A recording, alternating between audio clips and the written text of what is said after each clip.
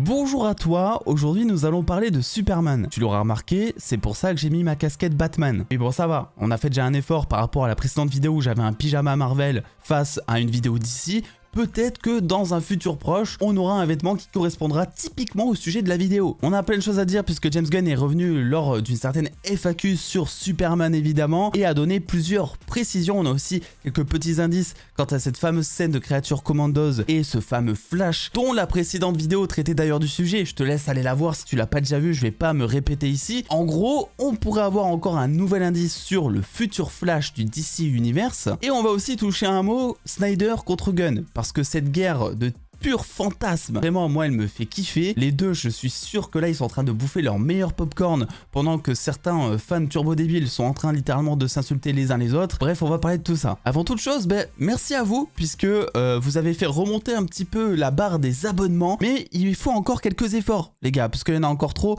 qui regardent les vidéos sans être abonnés, d'autres nouveaux arrivants aussi. Et moi j'ai envie de vous dire les gars, on est dans la période de Noël, c'est bon, lâchez-vous. Est-ce que j'ai vraiment besoin d'argumenter? Mais visiblement, quémander les abonnements ça marche puisque je l'avais jamais fait en 5 ans et j'ai vu la différence, figurez-vous. Donc peut-être que je vais vous casser les chocolatines tous les jours maintenant, ou à chaque fois qu'en tout cas il y aura une vidéo qui sortira avec ce petit moment. J'en suis désolé si jamais vous êtes déjà abonné, que vous avez déjà mis la cloche et que vous faites partie de manière modèle de la communauté. On va commencer avec le fameux sujet Flash dans le DC Universe. C'est un énorme sujet puisqu'à ce jour on n'a toujours pas de confirmation. Alors on a James Gunn qui récemment est revenu en un tweet en disant qu'il avait un projet peut-être de Flash dans les cartons. Mais bon, ça veut trop rien dire selon moi, dans le sens où en fait il doit avoir un projet ou une idée ou des réflexions, en tout cas des pistes pour chacun des personnages d'ici. On le sait, James Gunn veut produire énormément de films sur des personnages totalement différents que l'on a par exemple pas vu auparavant, comme je sais pas, Swamp Thing. Il y avait une série sur Prime Video d'ailleurs que j'avais adoré. Ils l'ont annulée, c'est trop triste, elle était trop bien cette série. Bref, pour l'instant pas l'ombre d'un projet Flash et je pense pas que ce soit le bon moment pour l'annoncer, et dans tous les cas je pense pas que ça arrivera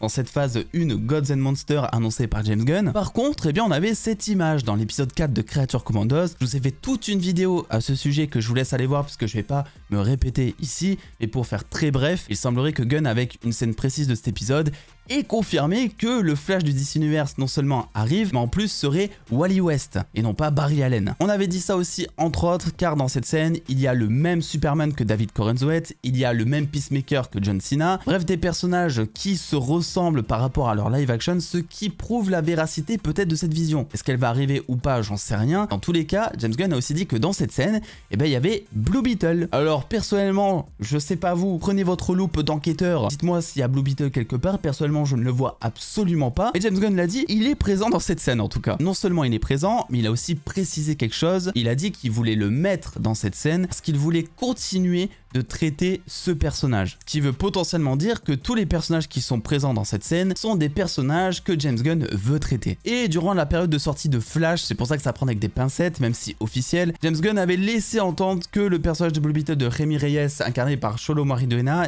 reviendrait dans son DC Universe, tout en disant que le film n'était pas canon. Ouais, il y a encore un petit micmac. On sait aujourd'hui que Peacemaker c'est canon, sauf la dernière scène, donc maintenant on peut décider de décanoniser des petits bouts comme ça d'épisodes. Je pense que là il va falloir un petit peu de temps pour qu'on s'y retrouve et que tout soit clair, mais dans tous les cas c'était pour revenir sur ce sujet Flash. C'est pas mal du tout, ça sent très bon pour Wally West. On va garder le sel pour plus tard, je sais pas ce que vous en pensez. On va parler de Snyder Gunn à la fin. J'ai envie déjà de traiter les petites news positives là de tout ce qu'il a partagé parce que c'est plutôt pas mal. Bon, traitons en premier le sujet épineux du moment. J'ai nommé Crypto. Parce qu'en Crypto, il y en a beaucoup qui voient une menace envers Superman alors que le gars a toujours fait partie de l'univers de Superman. Et oui, j'ai dit le gars pour un chien. Et James Gunn a précisé que Crypto dans son film n'était pas du tout vu comme le meilleur chien du monde. L'air de dire, bon, c'est un chien, mais vous allez voir, il va pas du tout y avoir une relation 100% positive entre Crypto et Superman. Quelque chose donc de beaucoup plus nuancé selon James Gunn que le ton qui est apporté à la bande-annonce. On voit Crypto qui arrive d'un air enjoué en remuant la queue, on sait pas encore laquelle, pour sauver notre ami kryptonien. Du coup, je suis là pour aussi réagir et émettre ma petite hypothèse sur le ton et le rôle qu'aura Crypto. J'ai l'impression que Crypto va être le dernier héritage de Superman dans ce film, dans le sens où on a toujours su que ce film serait un espèce de mélange entre son héritage kryptonien et sa vie humaine, et finalement le fait que peut-être Superman ne trouve sa place nulle part parce que il peut pas retourner transformé sur Krypton, puisqu'aux dernières nouvelles, normalement, si ça suit l'histoire, il n'y a plus de Krypton, justement. Et son humanité qui a l'air de le rejeter, comme on peut le voir dans certaines scènes du trailer. On voit certains humains rejeter Superman et peut-être même la race alien en général, puisqu'il serait la cause de plein de catastrophes sur cette planète. J'ai l'impression que Krypto, ça va être le toutou qui va le rattacher un petit peu à sa famille natale, à sa famille kryptonienne, et que notre David Corenswet va pas forcément être d'accord avec ça. Vu qu'il est perdu, il va forcément à un moment vouloir rejeter Krypto. Alors pourtant, Krypto, j'ai l'impression que ça va être le petit toutou à son kryptonien chéri. Bref, il y aura une relation qui sera peut-être inattendue entre les deux, je sais pas ce que vous en pensez, mais je trouve ça plutôt original. Et ça montre aussi que Gunn, il s'est un petit peu creusé la tête et que c'est pas juste pour vendre du merchandising. Après, oui, est-ce qu'on aimerait peut-être une peluche Krypto quelque part chez nous? Peut-être, c'est une question. Je vous passerai toutes les éloges que James Gunn a fait sur David Corenswet, le fait qu'il fasse Superman tout le temps sur le tournage, etc.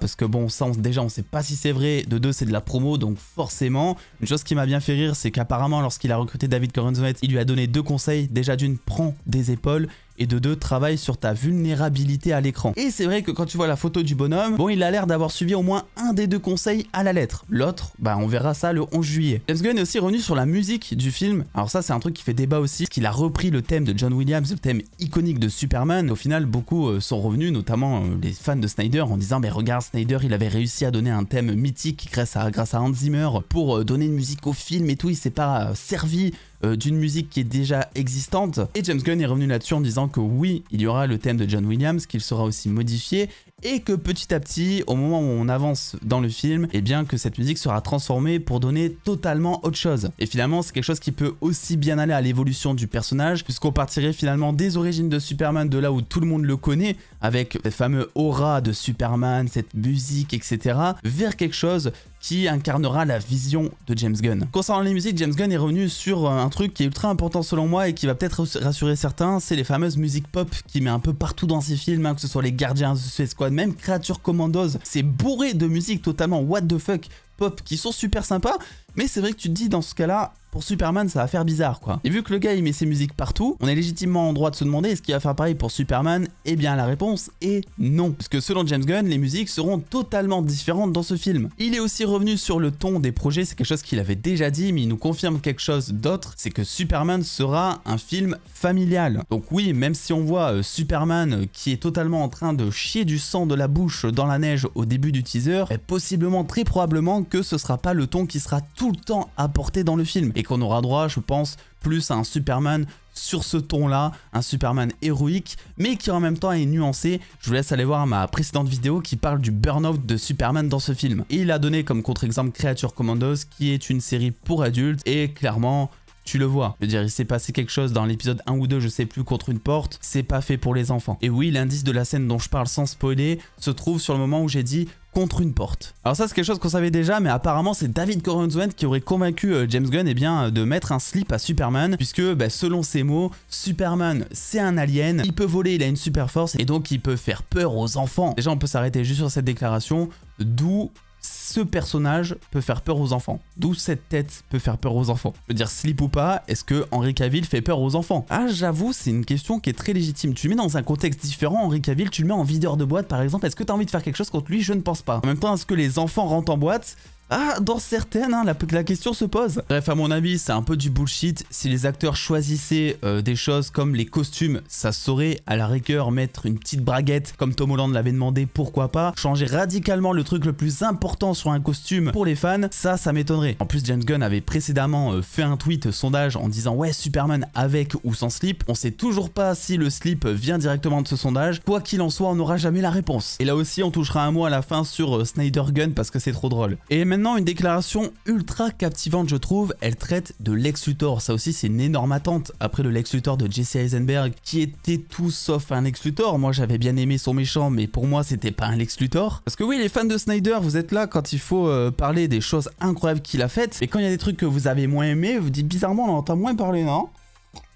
Voici ce qu'a dit James Gunn mot pour mot. Lex Luthor est absolument l'égal de Superman, peut-être même plus que ça. il faut que vous ayez peur. Et ce Lex est effrayant. Et ce n'est pas seulement parce qu'il est un méchant, mais il a ses raisons de penser ce qu'il pense. Cela touche à beaucoup d'idéologies sur ce que Superman représente par rapport à ce que lui, en tant qu'homme le plus intelligent du monde, représente. Donc je pense qu'il s'agit vraiment de ce combat d'idéologie entre les deux et de la manière dont il voit le monde. Et ça, moi déjà, je trouve ça ouf. Comment rendre un humain égal à Superman? C'était le débat qu'on avait eu dans Batman v Superman, qui pourrait gagner. On avait vu que quelqu'un comme Bruce Wayne, sans super pouvoir, pouvait totalement rivaliser contre Superman. Et il semblerait qu'ici James Gunn décide de remettre ce débat au devant de la scène. Pourquoi? Parce que c'est un débat qui est le cœur même de la relation entre Lex Luthor et Superman dans les comics. Leur affrontement ne se résume qu'à une chose: comment est-ce que Lex Luthor peut arriver à vaincre Superman? Voilà, je dis ça pour ceux qui vont dire « Ah, il a repris l'idée de Zack Snyder, etc. » Non. Et puis bordel, on va avoir un Lex Luthor charismatique. Parce que bon, le Lex Luthor de Jesse Eisenberg, qui était un peu une espèce d'enfant pourri gâté infernal. Ou encore celui de Gene Hackman de Superman 1, iconique, que j'ai adoré plus jeune, mais qui est totalement excentrique. On peut le dire, oui, le meilleur Lex Luthor pour moi à ce jour, ça reste celui de Michael Rosenbaum dans la série Smallville. Peut-être que James Gunn nous prépare donc à ce jour la meilleure interprétation de Lex Luthor en live action. En tout cas, pour l'instant, ça sent très très bon. Parce que bordel, ça a l'air d'être un Lex Luthor charismatique, intelligent, l'égal de Superman. On verra à quel point. Et surtout un Lex Luthor chauve, bordel. Un Lex Luthor chauve, on le dit pas assez, chauve. Alors James Gunn est revenu aussi sur quelque chose qui là va faire grincer des dents certains, puisqu'il a dit que, eh bien, il y avait beaucoup de gens qui n'étaient pas attachés à Superman. Probablement parce qu'il y a beaucoup de gens qui ne connaissent pas Superman, et probablement parce que beaucoup de gens ne connaissent aussi que Superman qu'en tant que héros limite indestructible, etc. Alors que Superman, c'est pas juste ça. Il suffit juste de regarder quelques dessins animés ou quelques films pour connaître que Superman, eh ben, il est très nuancé et que lui aussi, il a ses parts d'ombre. Mais le débat, c'est de rendre ce personnage attachant pour le grand public. Autrement dit, quelqu'un qui n'a peut-être jamais vu du Superman, ou en tout cas qui s'en fout du personnage,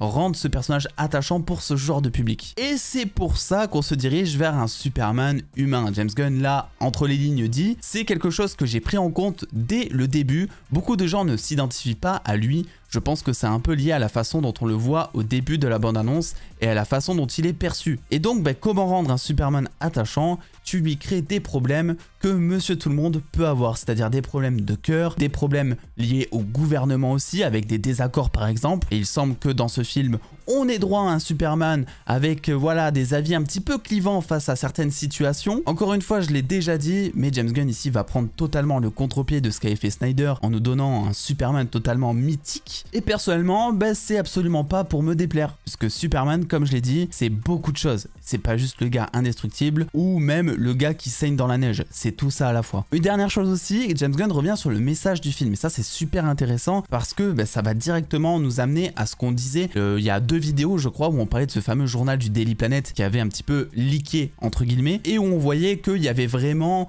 un contexte géopolitique sous tension dans le monde mais aussi à Metropolis. Et pourquoi est-ce que une partie de la population va totalement détester Superman et va lui jeter des canettes sur la tronche alors que lui il vient de sauver une fillette par exemple? James Gunn le dit, pour moi le message du film c'est de ramener la bonté de Superman à la maison. Donc autrement dit, ramener ce qui véhicule toute cette valeur d'espoir, d'optimisme et héroïque, de liberté aussi, directement sur une planète où beaucoup de gens sont aigris et où beaucoup de gens râlent pour rien. Dont moi le premier, ouais, on aurait peut-être besoin d'un Superman là, non? Et donc je pense que le message du film, ça va être un truc comme ça. En mode, au début du film, t'as plein de gens qui crachent sur Superman, tout ce qui véhicule, même peut-être sur toute la race extraterrestre, puisqu'on sait que ça sera pas le seul extraterrestre au moment du film. Et au fur et à mesure des choses, eh bien, l'humanité est obligée de croire quelque part à cet espoir, à cet optimisme. Ils sont obligés de compter sur Superman et c'est en ça que derrière il y aura un message bienveillant et une conclusion assez optimiste. Et enfin pour finir, vous n'êtes pas sans savoir qu'il y a une guerre entre Snyder et James Gunn, ou en tout cas leurs deux communautés. Dans tous les cas, que ce soit la communauté Snyder à fond ou la communauté James Gunn à fond, les deux ont totalement tort. Je sais pas où vous êtes, mais moi je suis un petit peu le cul entre deux chaises. Alors, vous le savez, par le passé j'ai parlé énormément de Snyder, je vous ai raconté un petit peu tout ce qui s'était passé. On a évidemment soutenu le moment Restore de Snyder Cut où voilà, on était là, on était présent parce qu'on kiffait. Aujourd'hui, la roue a tourné, Gunn arrive avec une nouvelle proposition et moi c'est une proposition qui me botte énormément. Et pourtant, certains fans de Snyder ont du mal avec la version de Gunn et certains fans de Gunn, eh bien... ne voit que du Gunn partout, quoi. C'est incroyable. Il parle notamment de tout ça sur Twitter. Et donc, James Gunn a déclaré qu'il avait parlé du slip de Superman à Zack Snyder en lui demandant des conseils. Voilà, est-ce que c'est possible de mettre un slip sur le costume de Superman? Et Snyder a dit, j'ai essayé 1 milliard de versions avec le slip et je n'y suis jamais arrivé. Parce qu'en effet, mettre un costume qui date de plusieurs vingtaines d'années sur un personnage qui sort en 2025 en quelque sorte, bon, c'est un défi quand même à relever. Un défi pas impossible puisque je le rappelle, il y a beaucoup de costumes vieux qui sont mis au goût du jour pour le live action et qui fonctionnent super bien. Et puis mine de rien, quand tu touches au slip de Superman, t'as aussi l'impression de toucher à la mère de certains. C'est vraiment un délire. Donc c'était peut-être le plus gros choix à faire sur le costume de Superman. Tout ça pour dire quoi? Tout ça pour dire que même Snyder avait pensé au slip et voulait mettre le slip sur le costume de Superman. S'il avait trouvé un bon moyen de le faire avec les idées qu'il avait pour le reste du costume, je pense qu'on aurait eu droit à un slip sur le costume d'Henry Cavill. Et ça, pourquoi j'en parle? En soi, qu'il y a un slip ou pas, les gars, on s'en fout. C'est vrai que personnellement, je suis plutôt content qu'il y soit parce que je suis persuadé qu'il y a un défi à relever là-dessus. Je trouve ça challengeant. Puis moi, je suis né avec un Superman en slibard, quoi, tu vois. Donc voilà, c'est cool de voir ça en live action. Mais j'en parle surtout parce qu'il y en a beaucoup qui, sans le savoir, et bien en fait, critiquent James Gunn pour des choix que Snyder admire. Snyder, en février 2023, après l'annonce de Gunn concernant Superman et tout le reste, avait d'ailleurs soutenu James Gunn directement pour tous les choix qu'il entreprend pour DC Studios. Les deux sont en contact, les deux ont l'air de s'entendre à merveille. Snyder, de son côté, fait ses projets. Gunn a pris la relève du côté du DC Universe.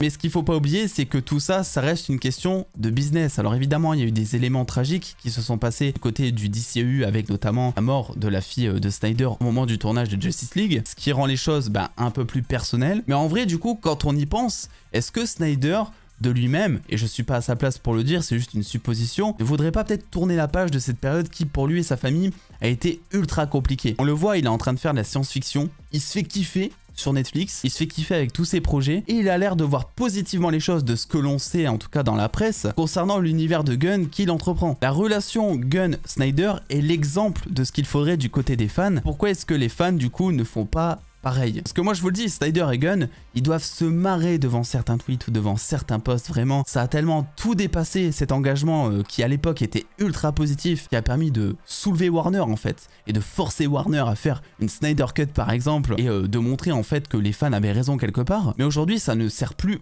à rien en fait, et tout ça s'est transformé en communauté ultra toxique, qui pour certains le sont en tout cas, et je trouve ça ultra dommage. Essayons de tirer le plus positif dans chaque chose. Moi je suis sûr que même les fans de Snyder, les fans hardcore, voient le potentiel de ce projet que James Gunn va entreprendre. Et on l'a vu, moi j'ai vu des dizaines de réactions de gens qui sont fans de Snyder et qui ont eu des émotions devant le trailer de James Gunn. Parce que ce qu'il ne faut pas oublier, c'est qu'être fan de Snyder, c'est très cool. Soutenir le Snyder Cut, c'est très cool. Mais est-ce que t'es pour autant fan de Superman? Parce que t'aimes ou pas ce David Corenswet, je peux te dire que quand t'es fan de Superman et que tu vois la bande-annonce, il y a quand même quelques moments qui te donnent des frissons dans la nuque. Donc voilà, c'est tout pour moi. Grosse vidéo, mais j'avais tellement de choses à vous dire. On n'aura pas des vidéos tout le temps concernant Superman de cette taille avec plein d'annonces. En tout cas, pas de suite, puisque le film n'arrive qu'en juillet 2025 et l'attente va être très longue. À ce jour, moi, c'est le seul projet de super-héros que j'attends à 100% sans aucune réserve. Certains me disent les 4 Fantastiques, Captain America,